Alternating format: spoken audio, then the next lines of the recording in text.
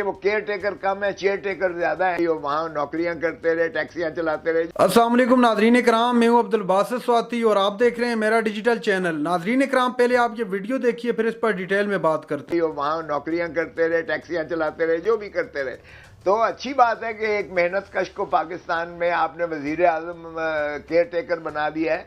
अगरचे वो care taker कम है, चेयर टेकर ज्यादा है। जैसे एक आपको याद होगा उमर अताब बंदयाल साहब के 3 रुकनी बेंच ने भी हुक्म फरमाया था 14 मई को कराया, लेकिन उस पर हुकूमत ने परवाह नहीं की और यही इलेक्शन कमीशन था। अगर ये मौजूदा इलेक्शन कमीशन अब भी सुप्रीम कोर्ट को जो यकीन दहानी कराई है नहीं करवाते तो देन व्हाट, फिर क्या होगा? देखें, फिर दमादम मस्त कलंदर फिर यही होगा कि पहले ही पाकिस्तान जो है सरजमीन बेआइन तो पहले बन चुकी है, पहले ही बन चुकी है।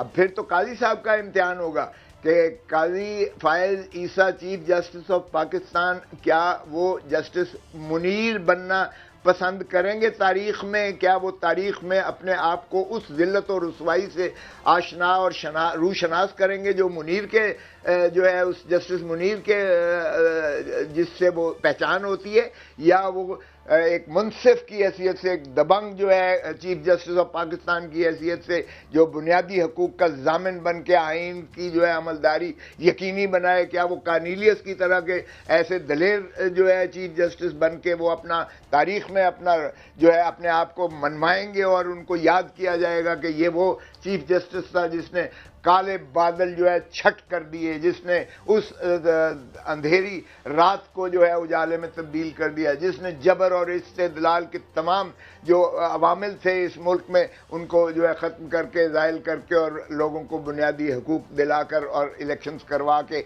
और हुकूमत जो है वजूद में आई।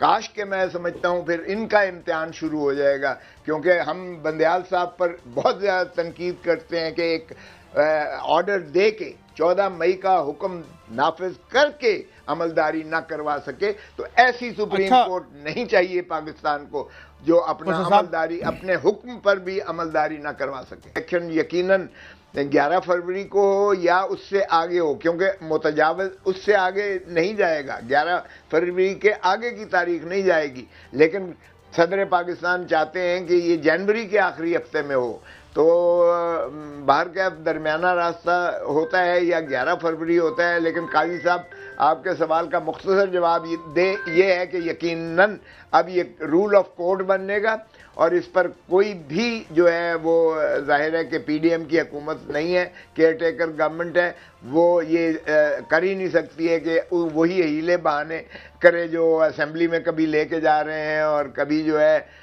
वो कोई बयान दे रहे हैं कि जी वो फलां फारिग नहीं है और फलां हम बागुजार नहीं कर सकते हैं और फलां नहीं कर सकते हैं। वो हीले बहाने सब ख़त्म हो जाए, हो ही नहीं सकते अब उन पर अमलदारी। तो इसलिए इलेक्शन यकीनन होगा, 11 फरवरी को होगा या उससे पहले हो। क्या इलेक्शन होते हैं तो तमाम सियासी जमातों के लिए एक जैसे हकूक मिलेंगे इलेक्शन लड़ने के लिए कि किसी के साथ ज्यादती ना होगी, किसी को कॉर्नर तो नहीं किया जाएगा? आप क्या समझते हैं?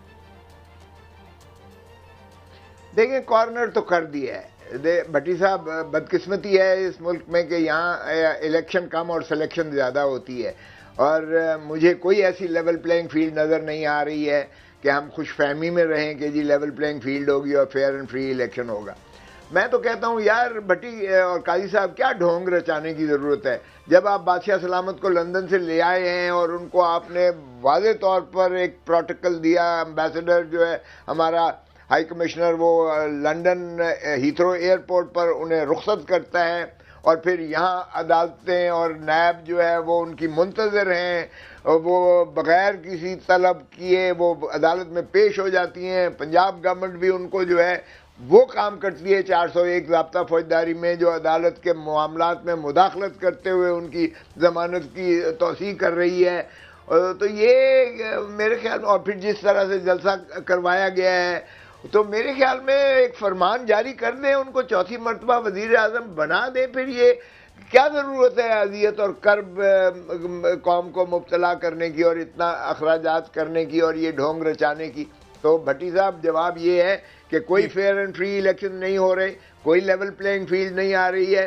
एक पार्टी को कोशिश की जा रही है कि उनके कायद को जो है वो इतनी सजाएं कराई जाएं कि वो निकल ना पाए, और फिर ये है कि उनका जो उम्मीदवार हो उनको अगवा कर लें, कभी वो चिल्ला काटने के बहाने पर चले जाएं और कभी वो जो है आराम और सुकून लेने के लिए कहीं उस इलाके में चले जाएं जिनका उन्हें खुद पता नहीं है, और कभी आपका जो एक जर्नलिस्ट बेचारा इमरान वो है, वो आज तक होश और शऊर में नहीं है। 4 महीने जो कुछ उसके साथ हशर हुआ है, तो ये पाकिस्तान की तारीख का बदतरीन दौर है जिसमें ना कह सकते हैं और ना जमहूरियत कह सकते हैं। खोसा साहब, जो आपने बड़ी अहम बातें की, मुझे आसानी होगी बात करने में।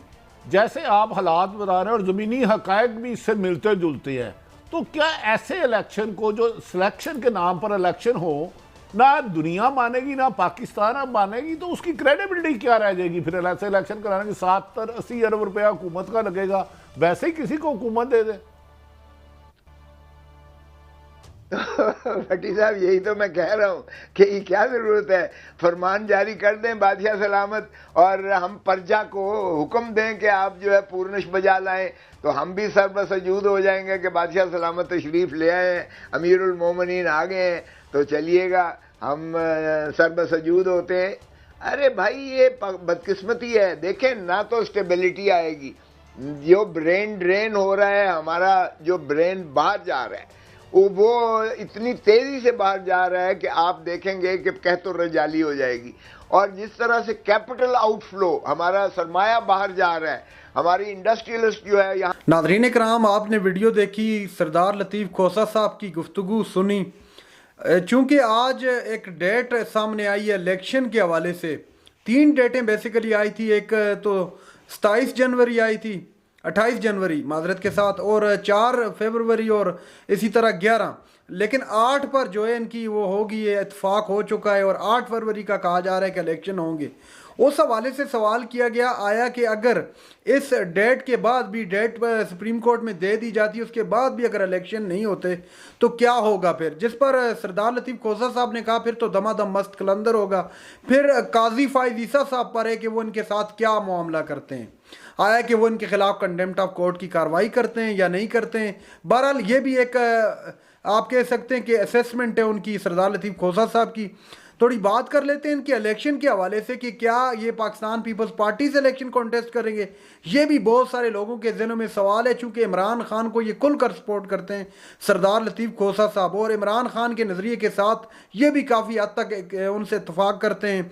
और यहाँ तक लोग कह रहे हैं कि आएगी ये तहरीक इंसाफ से इलेक्शन में जाएंगे, और ये कई मरतबा बारहा ये कह चुके हैं कि अगर इलेक्शन साफ और शफाफ हो जाए तो इमरान खान को 2/3 मेजॉरिटी लेने से कोई नहीं रोक सकता, और अगला वज़ीर-ए-आज़म भी फिर इमरान खान ही होगा। तो इस हद तक ये इनकी जो स्टेटमेंट है इमरान खान के नज़रियात से इस हद तक मुमासलत रखती है। तो बहरहाल देखते हैं कि क्या होता है, क्या इलेक्शन डेट देने के बाद भी इलेक्शन हो पाएगा या नहीं हो पाएगा, ये अभी तक सवालिया निशान ही है। नाज़रीन कराम, ये थी आज की हमारी वीडियो। चैनल पर जो नए चैनल को सब्सक्राइब कर लें। अगली वीडियो तक के लिए अल्लाह हाफिज़।